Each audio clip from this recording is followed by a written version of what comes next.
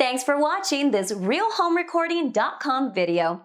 The mix isn't finished, but I'm finished with this mix. I'm sure some of you can understand.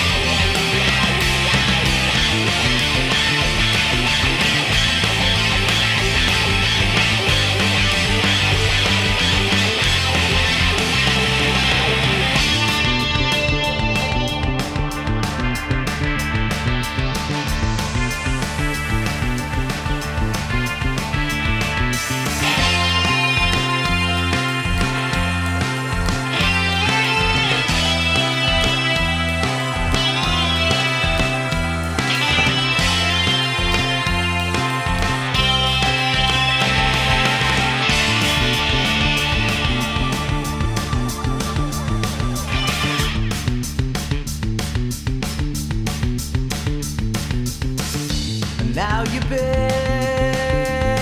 and you can just do anything that you want. Walk around and lay your eyes on anything that you want. I killed a bee so strong. Should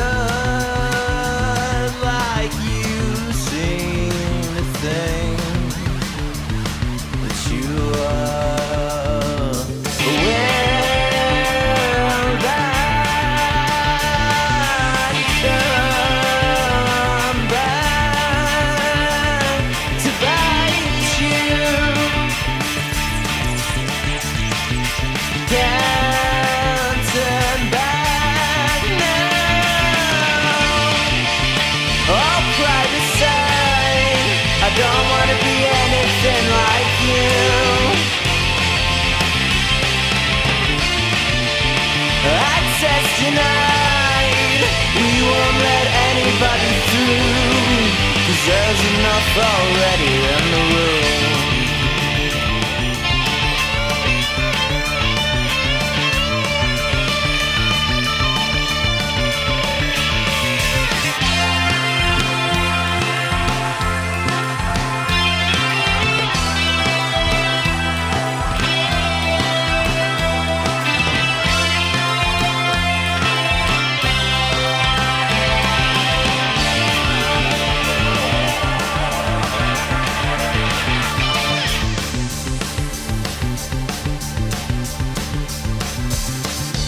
Now I'm big, I can walk all over you.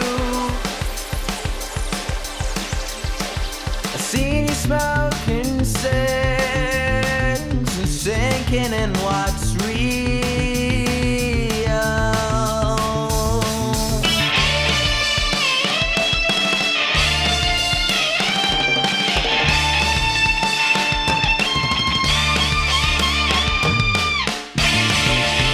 All pride aside, don't want to be anything like you.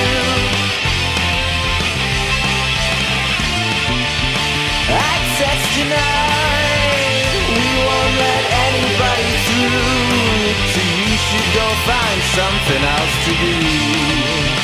All pride aside, access denied,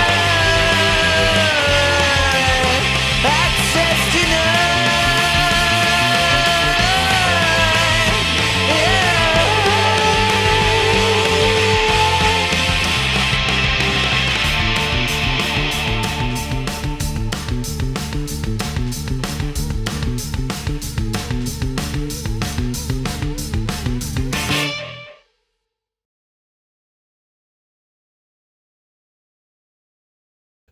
So I'm actually going to put this video after the mix, and I went through and showed, I think I showed all the plugins. I hopefully did.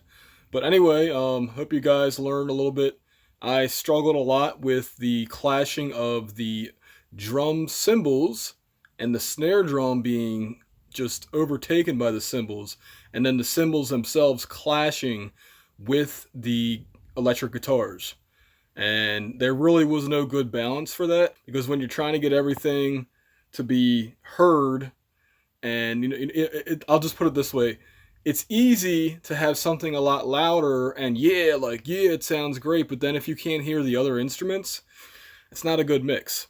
So as far as what I did, the compromise, I just said I want to hear that lead guitar. That lead guitar sounds great, and I shoved the synthesizers lower in the mix. You can hear them a little bit, but it's not like... One mistake I made was wanting to put everything out front, and that's just not the way it works. So I also lowered the bass guitar a little bit, so that's more in the low end, not in the like the 600 to 1.5 kilohertz range. And the way the guitars themselves were recorded, they were a lot, the fundamental frequencies was in the 3K to 5K range, which is exactly where the cymbals were.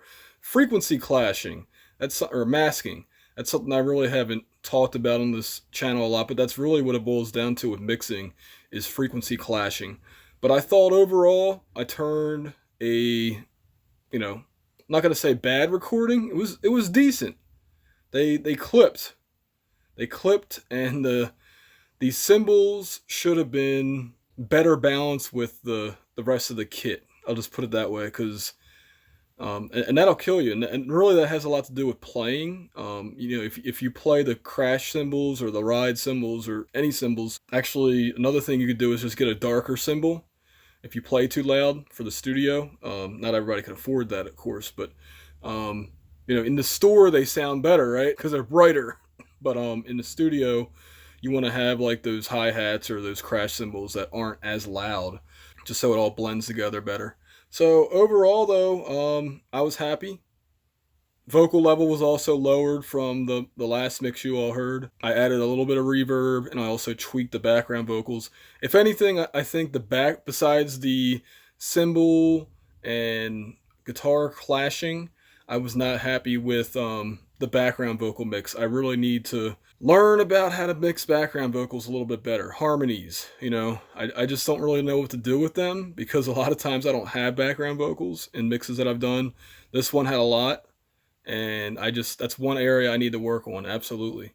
So overall, I hope you guys learned something, and next Mix War, anybody wanna do it, we'll do it. And also, I'm probably gonna make one more video about this, just kind of telling the story of it, but I'll just put it this way. I'm going to listen to my opponent's mix and say positive things about it, what I liked about it, not what I found wrong about it. Because what's the old joke? How many audio engineers does it take to screw in a light bulb? 1 to screw it in, 9 to tell the audio engineer he did it the wrong way. See ya.